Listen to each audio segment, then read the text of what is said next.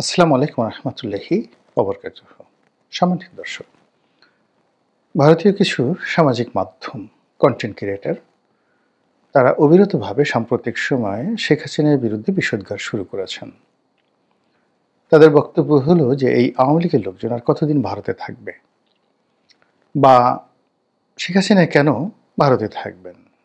ভারতে এমনকি দায় পড়েছে যে আওয়ামী লীগ এবং শেখ হাসিনার জন্য তারা ভারত বাংলাদেশ সম্পর্ক ঝুঁকির মধ্যে ফেলে দিয়েছেন বা কেন দিবেন। অথবা এই গত ১৫ মাসে বাংলাদেশের সঙ্গে ভারতের ব্যবসা বাণিজ্য না হওয়ার ফলে ভারতের পর্যটন খাত, ভারতের চিকিৎসা খাত, ভারতের আমদানি রপ্তানি থেকে শুরু করে অন্যান্য যে সকল অর্থনৈতিক যে সেক্টরগুলো রয়েছে সেখানে যে ব্যাপক ক্ষয়ক্ষতি হয়েছে, এই দায় দায়িত্ব কে নেবে? কৌশলগত কারণে নরেন্দ্র মোদী সরকার বা বিজেপি তারা আওয়ামী লীগের সঙ্গে সম্পর্ক রাখতে পারে, কিন্তু কলকাতার যে গেস্ট হাউসটি বা নিউ মার্কেটের যে দোকানগুলো ভারতের যে পণ্য সামগ্রী নিয়ে পসরা সাজিয়ে বসে থাকতো বাংলাদেশি সেই পর্যটকদের জন্যে, তারা এই সময়টিতে কিভাবে জীবনযাপন করছেন, কিভাবে তাদের চলছে, সেই খবর তার সরকার রাখছে না। এই বিষয়গুলিকে পুঁজি করে বিভিন্ন কন্টেন্ট ক্রিয়েটর তারা বিভিন্ন ভারতীয় যারা সাধারণ মার্চেন্ট রয়েছেন, ব্যবসায়ী রয়েছেন, সাধারণ জনগণ রয়েছেন, তাদের সাক্ষাৎকার নিয়ে শেখ হাসিনার বিরুদ্ধে বিষোদ্গার শুরু করেছেন। আপনারা জানেন যে ভারত একটা বড় দেশ এবং সেখানে অসংখ্য পথ এবং মতের মানুষ রয়েছে, এবং বাংলাদেশের তুলনায় সেখানে যে গণমাধ্যমের স্বাধীনতা, মানুষের কথা বলার স্বাধীনতা, মত প্রকাশের স্বাধীনতা অনেক অনেক বেশি। কাজেই সেখানে সব কিছুই অনুরণিত হয়। শেখ হাসিনার পক্ষে যেভাবে ভারতের একেবারে প্রথম শ্রেণীর পত্রিকাগুলো, দ্য হিন্দু, হিন্দুস্তান টাইমস, আনন্দবাজার পত্রিকা, ইন্ডিয়ান এক্সপ্রেস, এই ধরনের বড় বড় পত্রিকাগুলো, কিংবা এনডিটিভির মতো আন্তর্জাতিক মিডিয়া যেখানে ভারত রয়েছে, বিবিসি ইন্ডিয়া, এরপর এদের যে সকল বন্ধু মিডিয়া রয়েছে পশ্চিমা দুনিয়াতে, যেমন Washington post, the guardian, London Times, Sunday Times, তারপরে নিউ ইয়র্ক টাইমস, তারপর ইন্টারন্যাশনাল টাইম ম্যাগাজিন থেকে শুরু করে আরও বড় বড় পত্রিকা, তারা মূলত এই ভারতীয় সাংবাদিকদের যাকে বলা হয় প্ররোচনায় হতে পারে, বা তাদের ইনফ্লুয়েন্সে প্রভাবে হতে পারে, বা তাদের ইন্টারেস্টের কারণ হতে পারে, সম্পর্কের কারণ হতে পারে, তারা গত কয়েক মাসে শেখ হাসিনাকে যে কভারেজ দিয়েছে এটি বিরল। এরকম বাংলাদেশের মতো একটা তৃতীয় বিশ্বের রাষ্ট্রের কোনো নির্বাসিত রাজনৈতিক নেতা, সেই নির্বাসিত রাজনৈতিক নেতা বা ক্ষমতাচ্যুত কোনো রাজনৈতিক নেতা, তাকে নিয়ে আন্তর্জাতিক মিডিয়া কন্টিনিউয়াসলি একাধিক ক্রমে যে ইতিবাচক রিপোর্ট তারা ছাপিয়েছে, অ্যাজ ইট ইস মনে হয়েছে যে প্রতিষ্ঠানগুলোর মালিকানা আওয়ামী লীগের। ওভাবেই তারা প্রচার করেছে। বাংলাদেশে আওয়ামী লীগ শাসন আমলে যেভাবে ৭১ টিভি আওয়ামী লীগের গুণগান গাইত, তো ঠিক একইভাবে সেই ওয়াশিংটন পোস্টের মতো পত্রিকা, নিউ ইয়র্ক টাইমসের মতো পত্রিকা যেভাবে শেখ হাসিনাকে গ্লোরিফাই করার চেষ্টা করেছে, এর পেছনে ভারতীয় সেই প্রথম সারির যে সংবাদ মাধ্যম রয়েছে তাদের একটা গুরুত্বপূর্ণ ভূমিকা রয়েছে, যেগুলোকে ভারত এখন গদি মিডিয়া বলা হয়। অর্থাৎ নরেন্দ্র মোদীর সঙ্গে যাদের খুব ভালো সম্পর্ক তাদেরকে সবাই গদি মিডিয়া বলে। আর এই গদি মিডিয়া এই কাজগুলো যদি করে থাকে, নিঃসন্দেহে সেখানে নরেন্দ্র মোদীর একটা গ্রিন সিগন্যাল আছে। আর নরেন্দ্র মোদী মানেই বিজেপি, আর বিজেপি মানেই ভারতের সংখ্যাগরিষ্ঠ জনগণ, যারা এই মুহূর্তে শেখ হাসিনাকে তাদের রাজকীয় মেহমান হিসেবে ধারণ করছে, তাকে আবার রাজনীতিতে পুনর্বাসিত করতে চাচ্ছে, এবং বাংলাদেশের রাজনীতিতে আওয়ামী লীগকে অপরিহার্য করতে চাচ্ছে। এটা যেভাবে সত্য, একইভাবে নরেন্দ্র মোদী বিরোধী গ্রুপ, বিজেপি বিরোধী গ্রুপ, তাদের সংখ্যাও কিন্তু নেহায়েত কম নয়। আবার বাংলাদেশের যে সকল টোকাই ইউটিউবার রয়েছে, তাদের সঙ্গে আবার কিন্তু ভারতের যে সকল টোকাই ইউটিউবার রয়েছে তাদের একটা নিদারুণ সম্পর্ক রয়েছে।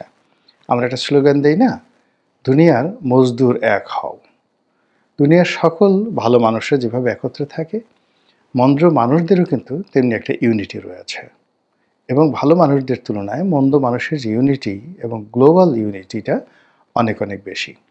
তো সেই ক্ষেত্রে বাংলাদেশের যে সকল পেইড ইউটিউবার রয়েছে কিংবা পাকিস্তানের যে সকল পেইড মিডিয়া রয়েছে, জঙ্গিবাদী মিডিয়া রয়েছে, যারা জঙ্গিবাদকে প্রমোট করে, তাদের কাছে শেখ হাসিনা একটা মূর্তিমান আতঙ্ক, এবং যতদিন পর্যন্ত তিনি জীবিত রয়েছেন, তিনি না মরা পর্যন্ত এই গ্রুপটি তারা কখনো তাদের কর্মকাণ্ড থামাবে না।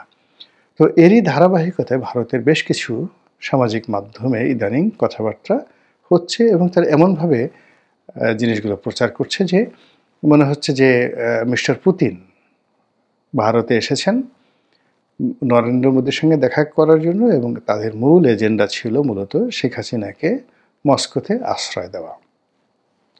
অথবা পুতিনের যে সকল দেশ রয়েছে যেগুলোর উপর পুতিনের খুব প্রভাব রয়েছে, সেটা রাশিয়ার মধ্যে বা সিআইএস কান্ট্রিগুলো, সেটা কাজাকিস্তান হতে পারে, আজারবাইজান হতে পারে, আর্মেনিয়া হতে পারে, উজবেকিস্তান হতে পারে, কিংবা সেই আরও অনেক যে সকল দেশ রয়েছে সেগুলো হতে পারে। তো সেই সমস্ত জায়গাতে শেখ হাসিনাকে রাখার জন্য নরেন্দ্র মোদী মূলত মিস্টার পুতিনকে ডেকে এনেছেন। এই সকল কথাবার্তা যেমন একদিকে হচ্ছে, আবার অন্যদিকে আওয়ামী লীগের যারা লোকজন তারাও কিন্তু বসে নেই।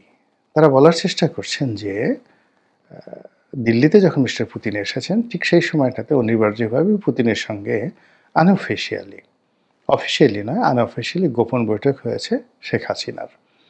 এবং সেখানে গোপন বৈঠক হওয়াটা অস্বাভাবিক কিছু না, হতে পারে। শেখ হাসিনার সঙ্গে মিস্টার পুতিনের ব্যক্তিগত সম্পর্কের কথা আমরা সবাই জানি।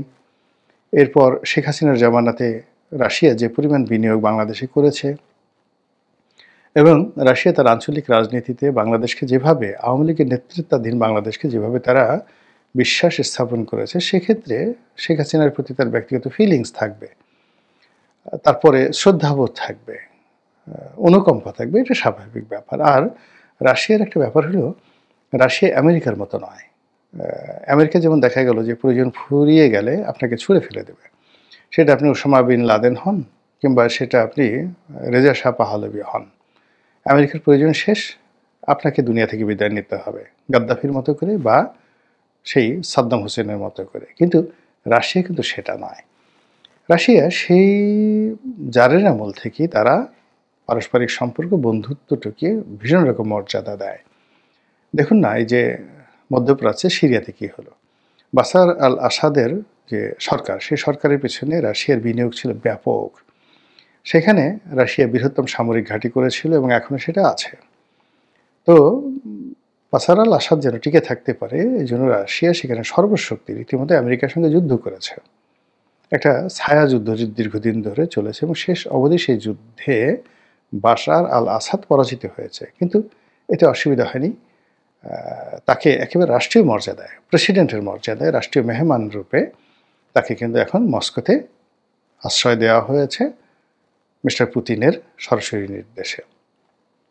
তো এই হলো রাশিয়া। এরকম অসংখ্য ঘটনা। তো সেই দিক থেকে শেখ হাসিনার সঙ্গে তাদের যে অতীত সম্পর্ক, পারিবারিক সম্পর্ক, এটি হতে পারে। কিন্তু যে বক্তব্যটি ভারতীয় মিডিয়া উল্টোভাবে প্রচার করছে, সেটা হলো শেখ হাসিনাকে মূলত রাশিয়াতে নির্বাসনে পাঠানো হবে। একটা সময় রাশিয়াতে যারা ভিন্ন মতের মানুষ ছিল, তাদেরকে সাইবেরিয়াতে নির্বাসনে পাঠানো হতো। এবং আপনারা জানেন যে রাশিয়ার যে লাল বিপ্লব, রুশ বিপ্লব, বা রাশিয়ার যে লাল বাহিনী, যে রেড আর্মি, এই রেড আর্মিটা সোভিয়েত ইউনিয়নের যে সেনাবাহিনী, পুরো সময়টা সেই সেনাবাহিনীর নাম ছিল রেড আর্মি, বিপ্লবী রেড আর্মি। তো এই রেড আর্মি যিনি গঠন করেছিলেন তার নাম হলো ট্রটস্কি, বিখ্যাত লেখক ট্রটস্কি। তো একটা সময় দেখা গেল স্ট্যালিনের সাথে ট্রটস্কির যখন মতদ্বৈধতা শুরু হলো, তখন সেই ট্রটস্কিকে তাকে সাইবেরিয়াতে নির্বাসনে পাঠানো হলো। তো সেই ক্ষেত্রে শেখ হাসিনাকে রাশিয়াতে পাঠানো হবে মানে মস্কোতে বাশার আল আসাদের মতো করে নয়, তাকে পাঠানো হবে ঠিক নির্বাসনে, ভীষণ রকম তাকে কষ্ট দেওয়ার জন্য, তাকে জীবনকে তছনছ করে দেওয়ার জন্য, এবং পৃথিবীতে যেন শেখ হাসিনার নাম বরফের মধ্যে চাপা পড়ে যায়, সেরকম একটি ব্যবস্থা করার জন্য তাকে রাশিয়া পাঠানো হবে, এবং এই ধরনের বক্তব্য প্রচার করা হচ্ছে ভারতের কিছু কিছু সামাজিক মাধ্যমে। এখন আমাদের এই যে সামাজিক মাধ্যমগুলো, এটা তো সারা দুনিয়া সবার জন্য উন্মুক্ত। আমরা বাংলাদেশে কন্টেন্ট তৈরি করি, সারা দুনিয়ার মানুষ দেখে। আমি অবাক হয়ে দেখলাম যে আমার এই কন্টেন্টগুলো মানে ইসরায়েলে বেশিরভাগ মানে দেখে। মানে আমার যে রেভিনিউগুলো আসে তার একটা বিরাট অংশ ইসরায়েল থেকে আসে। ইট মিনস এই যে আমার যে ভিডিওগুলো ইসরায়েলের সাধারণ মানুষ তো বোঝে না, তারা বাংলাদেশ নিয়ে চিনেও না, কিন্তু ইসরায়েলের যে গোয়েন্দা সংস্থা তারা প্রতিনিয়ত বাংলাদেশের এই যারা কন্টেন্ট তৈরি করে এবং তারা যাদেরকে গুরুত্বপূর্ণ মনে করে তাদের সেই কন্টেন্টগুলো তারা প্রতিনিয়ত দেখে। তো সেই অর্থে বাংলাদেশে যারা গুরুত্বপূর্ণ প্রতিষ্ঠান রয়েছেন তারাও কিন্তু ভারতীয় কন্টেন্টগুলো ওইভাবে দেখেন এবং এই জিনিসগুলো প্রমোট করা হয়। তো বাংলাদেশ সরকারের এজেন্ডা কি আমি জানি না, তবে নিঃসন্দেহে যারা ক্ষমতায় থাকতে চান, যারা ক্ষমতায় আসতে চান, তাদের জন্য শেখ হাসিনা একটা তুরুপের তাস। শেখ হাসিনার ভয় দেখিয়ে যত সহজে এই যে রাজনীতির ভবনদী এটা পার হওয়া সম্ভব, এই মুহূর্তে অন্য কোনো ট্রাম্প কার্ড বা তুরুপের তাস রাজনৈতিক দল বা সরকারের হাতে নেই। তো সেক্ষেত্রে শেখ হাসিনাকে নিয়ে নেতিবাচক আলোচনা, তাকে ভয় দেখানোর জন্য নানা রকম আয়োজন এবং তাকে ছোট করার জন্য যা যা করার দরকার সবই করা হবে, এটি তো স্বাভাবিক, এবং সেই কাজগুলি মূলত করা হচ্ছে। কিন্তু এতে করে আলটিমেটলি শেখ হাসিনার উপকার হচ্ছে। উপকার হচ্ছে এই কারণে, মানে ইংরেজিতে একটি কথা রয়েছে যার বাংলা শব্দ হলো যে আপনার বিরুদ্ধে যাই প্রচার হোক, সেটা অপপ্রচার হোক বা এনিথিং, আলটিমেটলি ঘুরে ফিরে সেই জিনিসগুলো আপনার পক্ষে চলে আসবে। এখন কেউ হয়তো দেখা গেল যে আপনাকে নিয়ে খুব বাজে কথা বলছে, এবং সাম্প্রতিক সময় আপনি দেখেন যে অনেকগুলো আমাদের দেশের রাজনীতিতে অনেকগুলো মানুষ সম্পর্কে খুব নেতিবাচক আলাপ আলোচনা হয়েছে বা হচ্ছে সোশ্যাল মিডিয়াতে। তো যারা এগুলো করছে তারা অনেক না বুঝেই করেছে, কারো ক্যারেক্টার অ্যাসাসিনেশন করার জন্য চেষ্টা করেছে, কিন্তু এতে আসলে তাদের কোনো ক্ষতি হয় নাই, বরং যাদের বিরুদ্ধে করা হয়েছে তারা আরও রাজনীতিতে পাকাপোক্তভাবে পদপদবি নিয়ে একেবারে বসে পড়েছে, এবং যারা তাদের ক্ষতির জন্য এই কাজগুলো করেছিল তারা উল্টো এখন কপালে হাত দিয়ে তারা কপাল চাপড়াচ্ছে যে কেন এই কাজগুলো করলাম।